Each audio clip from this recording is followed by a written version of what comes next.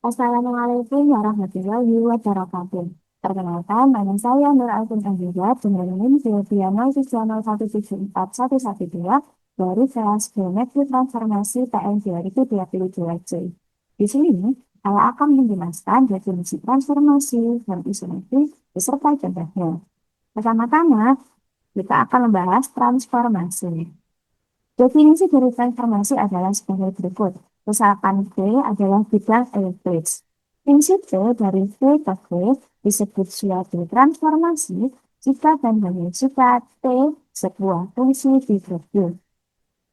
Sebuah fungsi dikatakan sebagai fungsi bijektif jika dia memenuhi dua sifat, yaitu injektif dan surjektif sekaligus.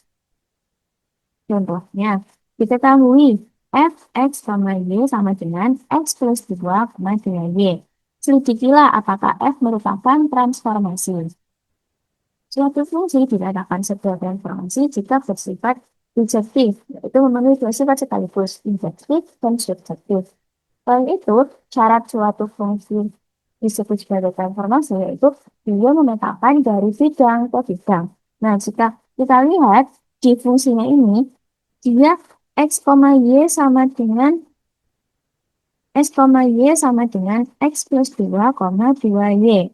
Nah, dari fungsi tersebut dapat kita ketahui bahwa sebenarnya fungsi itu memetakan dari bidang ke bidang. Karena di sini ada dua, itu ya, bukan x saja atau y saja, melainkan ada x dan y.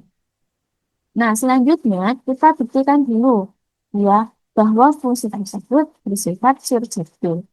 Suatu fungsi dikatakan fungsi surjektif atau onto jika untuk setiap B elemen B terdapat A elemen A. Sedemikian sehingga FA sama dengan B.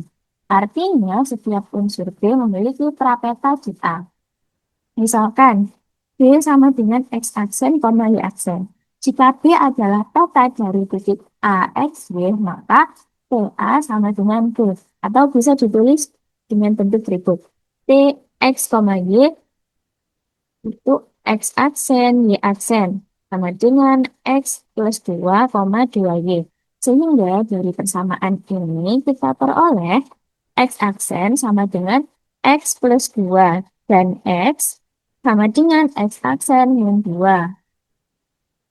Begitu juga dengan yang Y aksen. Y aksen sama dengan 2Y. Y aksen sama dengan 2Y. Dan Y sama dengan Y aksen per 2.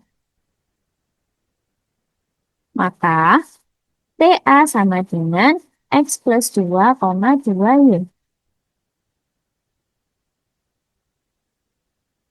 X aksen min 2 plus 2, 2 dalam kurung Y aksen per 2.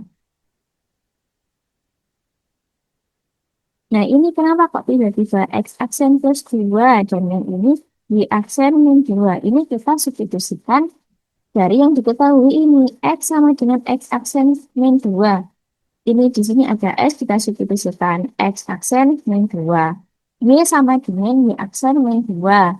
Di sini tadi kan ada Y, kita substitusikan jadi Y aksen min 2. Sehingga sama dengan X aksen, Y aksen sama dengan B. Dari situ dapat disimpulkan bahwa F bersifat surjektif.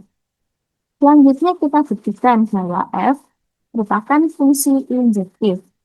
Misalkan P, misalkan titik P, X1, Y1, dan di X2, Y2, di mana P tidak sama dengan Q.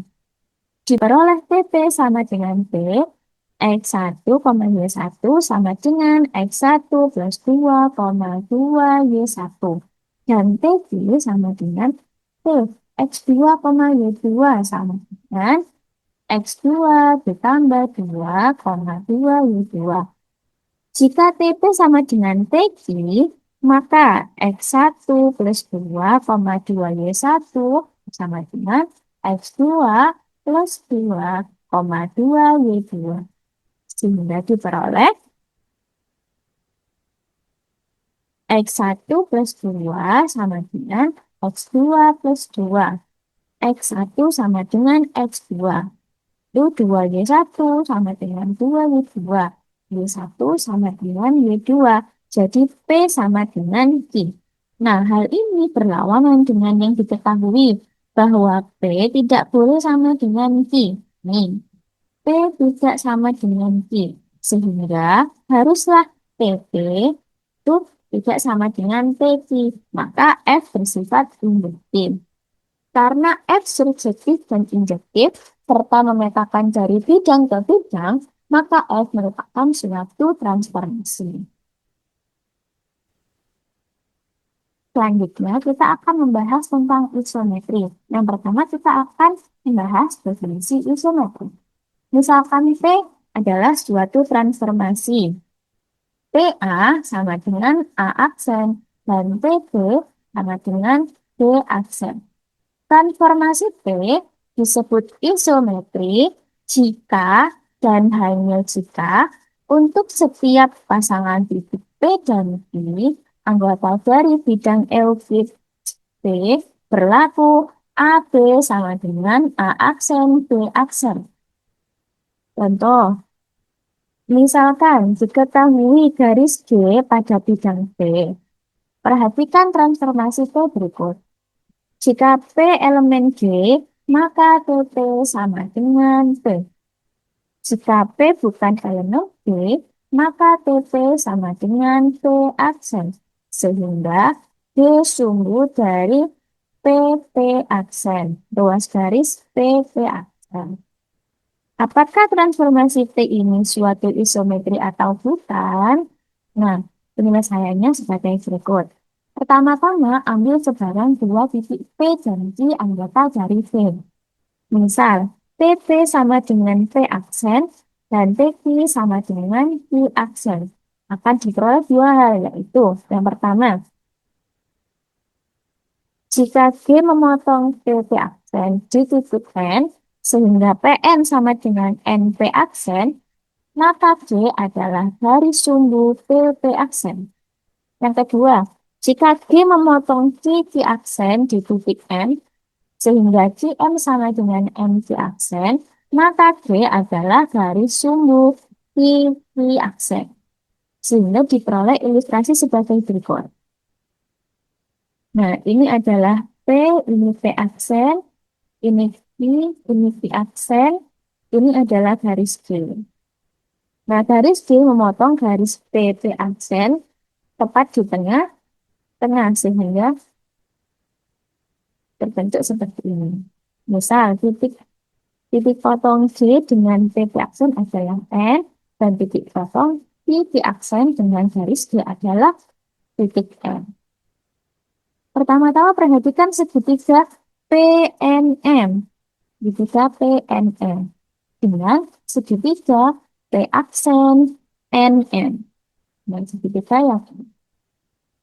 Karena PN sama dengan NP aksen, lalu sudut PNM kongruen dengan sudut P aksen NM. Nah, ini PN, ini NP aksen. Lalu sudut PNM kongruen dengan P aksen NM. Yaitu sudut situ-situ. Dan NM sama dengan NM. Maka segitiga PNM dan P aksen NM ini kongruen. Akibatnya PM itu sama dengan P aksen M.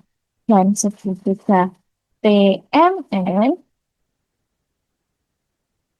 itu kongruen dengan segitiga P aksen MN. Nah, kemudian perhatikan segitiga PQM dengan P aksen M. Ini segitiga PQM dan ini segitiga P aksen, Q aksen, dan M.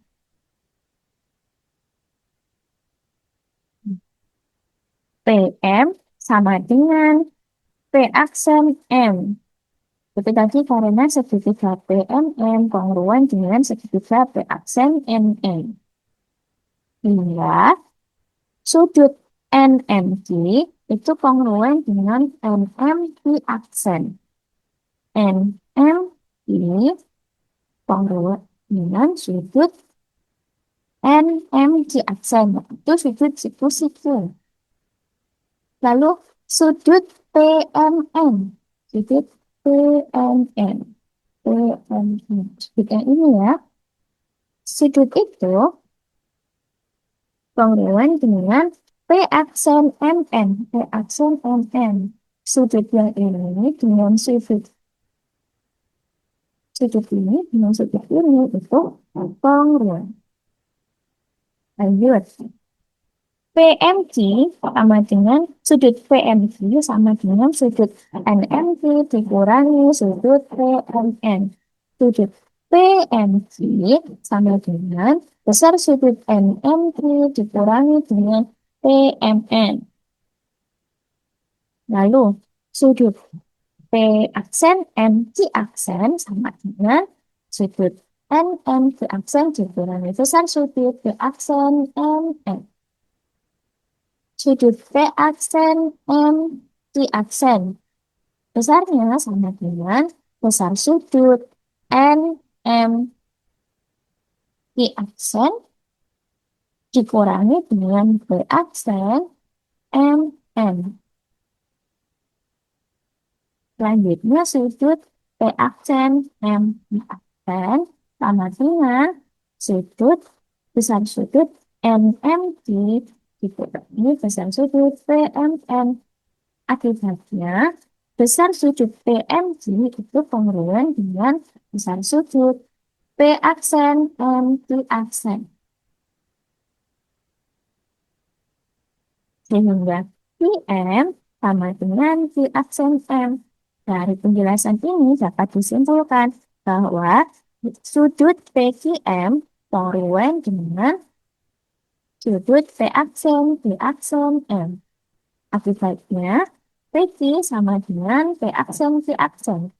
Karena P dan Q sebarang titik pada P, dapat disimpulkan bahwa setiap pasangan titik P dan Q pada V berlaku PQ sama dengan P aksen Q aksen. Jadi, transformasi V merupakan suatu isometri.